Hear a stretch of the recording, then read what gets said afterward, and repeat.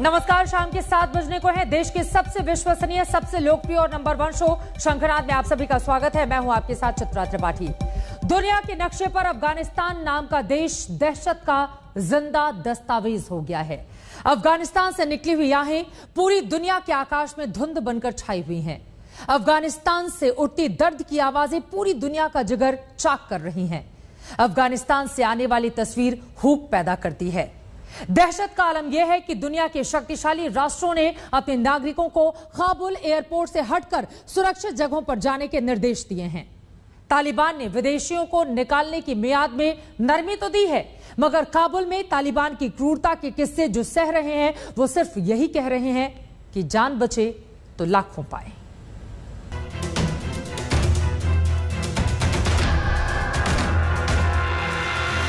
खून से लथपथ ये आदमी ऑस्ट्रेलिया का नागरिक है। ऑस्ट्रेलिया के नागरिकों की जान बची रहे, इसलिए ऑस्ट्रेलिया ने अपने नागरिकों को जल्दी से जल्दी बुलाने का निर्णय लिया है। And if you're in the area of the airport, move to a safe location. Taliban किस कदर बर्बर है, उसकी एक तस्वीर ये भी देखिए। एयरपोर्ट के बाहर तालिबानी बर्बरता का शिकार अंदर मौजूद लोग हो रहे हैं। तालिबानी पीने का पानी तक अंदर जाने नहीं दे रहे।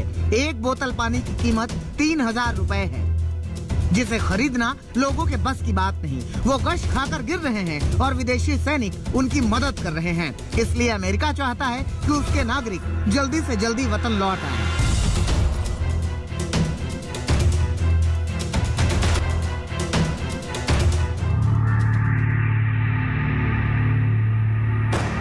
बदहवास महिलाओं की तस्वीरें बताती हैं कि तालिबान किस कदर क्रूर है। इसलिए ब्रिटेन चाहता है कि उसके नागरिक भी जल्दी लौट आएं। और अब भारत भी यही चाहता है कि हर स्थिति में सबसे पहले अफगानिस्तान में फंसे भारतीयों को लाना ही प्राथमिकता है।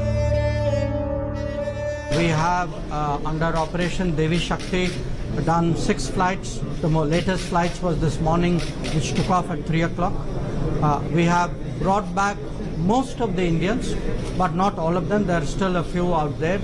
Some of them could not make it for the flight yesterday, but definitely we will try and bring out everybody. We have also brought out some Afghan citizens who wanted to come to India at this point of time. दुनिया की महाशक्तियों को इसलिए चिंता हो रही है क्योंकि तालिबान अपने स्वरूप में लौट आया है। ये जल्दीबाजी इसलिए है क्योंकि काबुल पर मंडरा रहा है बहुत बड़ा खतरा। हर तरफ खौफ है, हर तरफ बेचैनी है, हर तरफ बेबसी है। अब तक काबुल एयरपोर्ट पर जिंदगी की आस बंधती थी, अब यहाँ मौत भी मंडराने लगी है। एयरपोर्ट की चारदीवारी के अंदर नाटो सैनिकों की मौजूदगी से हिम्मत बंधती थी कि अंदर जाते ही जिंदगी की उड़ान मिलेगी, लेकिन अब यहाँ भी आतंकी हमले का खतरा है। जैसे जैसे 31 अगस्त की डेडलाइन पास आ रही है, अफगानिस्तान से निकलने का एकमात्र ठिकाना काबुल एयरपोर्ट पर भी आतंक का साया बढ़ता जा रहा है। अमेरिका समेत 3 देशों ने काबुल एयरपोर्ट पर आतंकी हमले का खतरा बताते हुए अपने नागरिकों को आगाह किया है।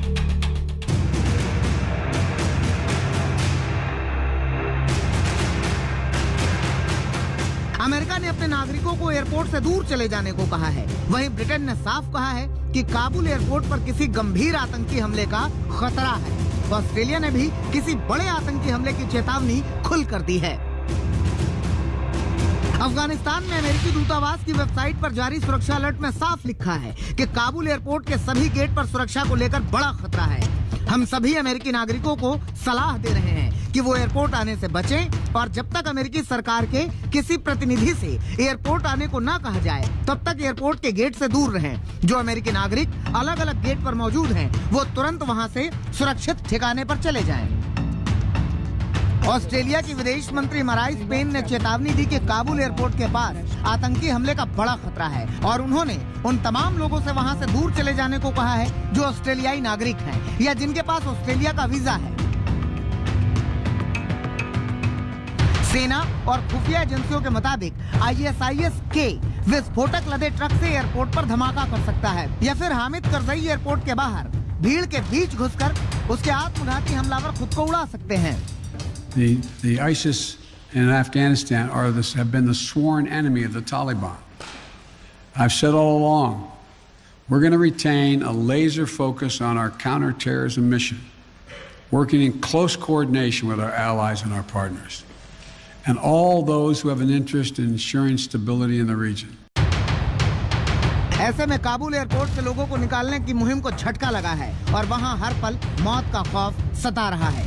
कोशिश यही है कि लोग अपने अपने मुल्क वापस सुरक्षित लौटाएं। आज तक ब्यूरो।